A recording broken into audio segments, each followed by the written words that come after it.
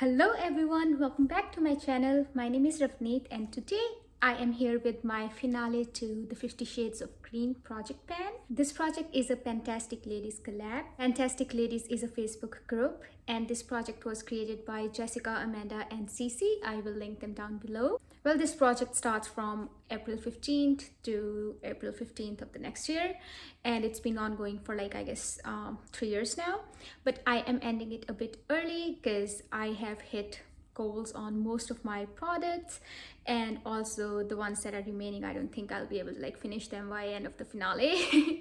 So yeah, that's the reason why I am doing this finale in the March. Anyway, before we get into the update or the finale, if you are new here, please consider subscribing to my channel because I make a lot of panning videos. Now let's get into the update. Why do I keep saying update when it's like finale? Anyway, I'm gonna go over all the stuff that I've finished so far, like this entire year in this project. So first of all, we had all of these 5 samples and they are done.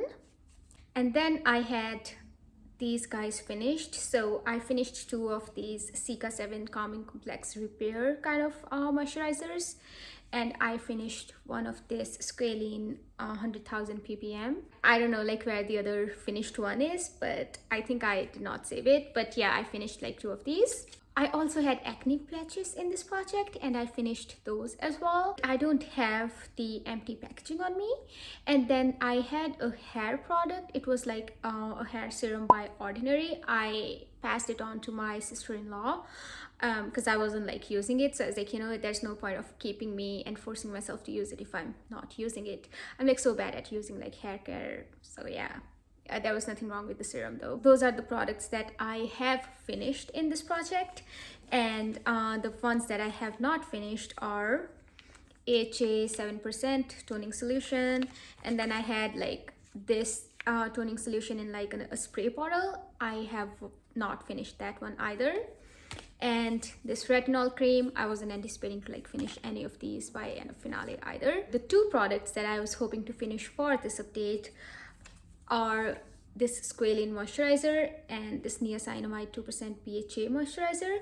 I was able to get this guy done, but there's still like some moisturizer remaining in this one. So yeah, it's still ongoing. But this is something that I think I will be able to finish if I really focus on this one. But yeah, that's where we are at with our skincare products. In this project, we have to work on like 50 products, and the rest of the products were all eyeshadows for me. And they were here for like 10 uses goals, and I was able to like hit my eyeshadow goals on, or eyeshadow uses goals on all of those. And I'm gonna start with the first one. So this is a AOA Studio eyeshadow called Exotic. So this is something I replaced later on as a replacement for my Ordinary serum that I decluttered, and this is how it's looking like after the 10 uses. There are some brush strokes and a slight dip happening after the 10 uses, and I think I have used it like a little bit more than that, so it has more than 10 uses on it. And the very first eyeshadow palette that I hit my goal on using green eyeshadows 10 times was this Mandalorian The Child palette by Colourpop, and this is how the palette looks like.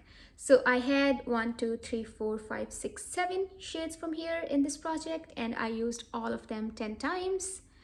I'm gonna give you guys a closer look. I was able to hit pan on this eyeshadow called Precious Cargo. It was in my Graveyard project pan. I also hit pan on this eyeshadow right here called Babyface. So yeah, I'm really happy. I have 2 pans on this palette.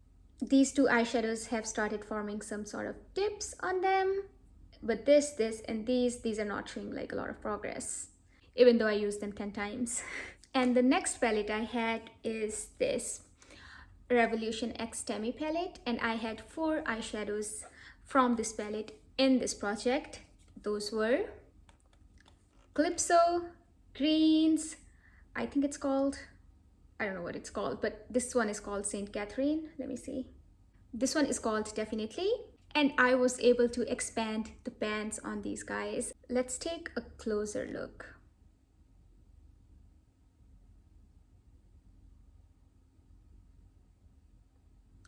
I was able to hit side pan on this this and this one, simply because I had previous usage on these eyeshadows too, because I use them for frankening purposes. Basically I mix them with like some of the other eyeshadows in the past, and that's the reason they had previous usage on them, and I was able to like hit side pan so quickly. But nonetheless, I was able to use all of them 10 times each.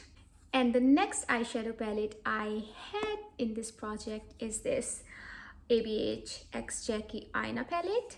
I only had one eyeshadow from here in this project, which is called Sponsored because it has some sort of green reflex to that. And this is how it's looking like today. So I did use it 10 times and it has a huge dip going on. If I show you it this way, you'll be able to like see the dip is so huge.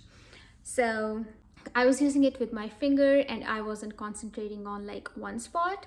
I think if I had done that, I would have been able to like hit pan on this one, but it's for future. I'm no rush to like hit pan. If it's chosen in my pan those eyeshadows, then of course my priority would be to hit the pan. But yeah, for usage, I don't really care about like hitting pan. I just like try to use the whole product. And the next eyeshadow palette we had in this project is again from Anastasia Beverly Hills. It's my beloved Subculture palette, and I had 4 eyeshadows from this palette in this project, which were Destiny, Axis, Electric, and Untamed, and I used all of them 10 times each. I know they don't look very used simply because they are really pigmented and I don't need a lot of them. Maybe there's like a slight dip happening on Destiny. But yeah, I overall enjoy this palette a lot. I just need to like start working on this one again, but probably for summer because I have a lot of cool tones going on in my Pandos eyeshadow project. So that's probably the reason why I'm not like touching the warm tones or like the greenish grungy tones yet, because I just want to get used on those eyeshadows. And then we had this guy from Urban Decay. It's their Stoned Vibes palette. I really love this palette, and I had 4 shades from here as well. They were Jade, Vibes, Bloodstone, and Raw Energy, and I used all 4 of them 10 times each as well. Vibes, Jade, and Bloodstone, they have some nice dips going on, so I think it'll be for future as well when I will try to hit pan on these.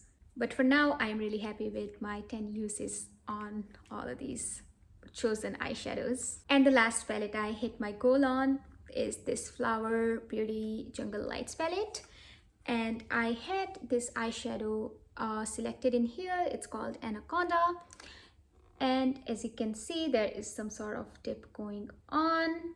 Nothing significant, but still there is some usage. I really like these eyeshadows. Like, it's really interesting because this looks really bright in the pan, but when I put it on the eyes, it has more of like, you know, some sort of darker base to it. So it's more of like the jewel tone on my eyes rather than like a vibrant green, which is totally fine. I still love it, but wanted to share because it's really interesting because it looks different on eyes than it looks on pan. And the last eyeshadow we had is this Hela palette by Odin's Eye and Angelica. This palette was very new in my collection at that point, like when I started this project, so I wanted to use all of the eyeshadows in here 10 times each. Doesn't really matter if there were any green eyeshadows or they were like some other colors. I just wanted to use all of these eyeshadows at least 10 times. So what my strategy was for this one, I was like using it no pan left behind style every month, so that, you know, I'm gradually getting my 10 uses on these eyeshadows, which I did, and it is really looking loved now. This is how my palette's looking like. It definitely looks like it's used, and I am really happy because I did enjoy this palette a lot, and it has some beautiful shimmers, and the matte formula is really nice and blendable. I was really impressed with this dark green shade. There is slight dip going on. It looks exactly on the eyes as it looks in the pan, which I am really happy about. You can see like the other eyeshadows have some sort of dip going on.